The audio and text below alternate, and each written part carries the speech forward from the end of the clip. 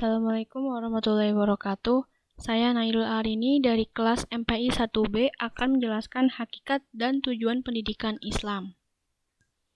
Hakikat pendidikan Islam adalah usaha seorang muslim yang bertakwa secara sadar mengarahkan dan membimbing pertumbuhan serta perkembangan fitrah atau kemampuan dasar melalui ajaran Islam ke arah titik maksimal pertumbuhan dan perkembangannya. Berdasarkan konsep tarbiyah dalam Al-Quran, maka hakikat pendidikan Islam dapat dijabarkan sebagai berikut. Yang pertama yaitu pendidikan bersifat humanis teosentris, yang artinya bahwa pendidikan dan segala sesuatu yang diajarkan kepada manusia adalah berdasarkan fitrah sebagai makhluk dan tentunya dilandasi oleh segala syariat dan ketentuan Allah SWT. Hakikat pendidikan bersifat humanis teosentris pada dasarnya menitik beratkan hubungan manusia dengan Allah SWT dan menjabarkan iman dan takwa itu sendiri. Dengan kata lain, hakikat pendidikan Islam adalah penghubung Allah SWT dengan makhluknya, terutama manusia, melalui keimanan dan ketakwaan. Yang kedua yaitu pendidikan bernilai ibadah, yaitu menuntun dan mengajarkan umat manusia dalam menjalankan ibadah dan tugasnya sebagai khalifah di muka bumi. Pendidikan Islam mengajarkan kepada manusia bagaimana cara menjalankan ibadah seperti sholat, baik sholat wajib maupun sholat sunnah, puasa, zakat, haji, dan lain sebagainya. Dilihat dari hakikat pendidikan ini, maka Allah SWT bertindak sebagai pendidik yang kekal dan hakiki. Tanpa adanya pendidikan Islam, maka manusia dapat kehilangan arah dan ia akan tersesat tatkala mencari makna dari hidupnya. Yang ketiga yaitu pendidikan menanamkan tanggung jawab. Menanamkan rasa tanggung jawab kepada seluruh umat manusia dan mengajarkan manusia bagaimana cara memenuhi tanggung jawab serta kewajiban yang dimilikinya. Pendidikan yang dimiliki selayaknya membuat umat manusia mengerti tentang tugasnya dan kewajibannya serta menyadari pentingnya meneruskan pendidikan Islam itu sendiri. Yang keempat yaitu pendidikan seumur hidup. Hukum menuntut ilmu adalah wajib, baik bagi pria maupun wanita. Seorang muslim hendaknya tidak berhenti menuntut ilmu dan mendalami pendidikan Islam, karena pada hakikatnya pendidikan Islam adalah dasar hidup seseorang semasa ia hidup dan berlaku seumur hidup. Dengan kata lain, seorang manusia wajib belajar dan menuntut ilmu sejak ia dilahirkan ke dunia hingga menjelang ajalnya. Yang kelima yaitu pendidikan tidak terbatas ruang dan waktu. Pendidikan Islam diajarkan kepada umat manusia dan tidak terbatas ruang dan waktu.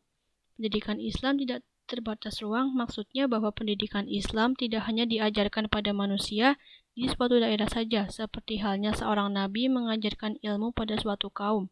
Pendidikan Islam bersifat luas dan mencakup seluruh umat manusia yang hidup di dunia.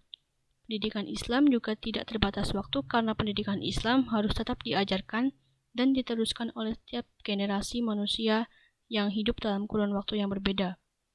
Dan yang terakhir yaitu pendidikan kemaslahatan umat. Pendidikan Islam juga memiliki hakikat yang penting dalam masyarakat. Dalam Al-Quran dijelaskan bahwa Allah SWT tidak menciptakan manusia untuk hidup sendiri, melainkan untuk bersosialisasi dengan sesama. Pendidikan Islam tidak hanya mengajarkan umat manusia untuk beribadah dan menyembah Allah SWT saja, akan tetapi juga mengajarkan bagaimana berperilaku dengan akhlak yang mulia dan menjaga kerukunan serta perlakuan kepada manusia lainnya. Tujuan pendidikan Islam menurut Zakiyah Derajat itu ada 4. Yang pertama tujuan umum, kedua tujuan sementara, 3 tujuan operasional, dan 4 tujuan akhir. Yang pertama yaitu tujuan umum. Tujuan umum ialah tujuan yang akan dicapai dengan semua kegiatan pendidikan, baik dengan pengajaran atau dengan cara lain. Tujuan ini meliputi seluruh aspek kemanusiaan yang meliputi sikap, tingkah laku, penampilan, kebiasaan, dan pandangan. Tujuan pendidikan nasional menurut Undang-Undang Nomor 20 Tahun 2003 yaitu mengembangkan potensi peserta didik agar menjadi manusia yang beriman dan bertakwa kepada Tuhan Yang Maha Esa, berakhlak mulia, sehat, berilmu, cakap, kreatif, mandiri, dan menjadi warga negara yang demokratis serta bertanggung jawab. Yang kedua yaitu tujuan sementara.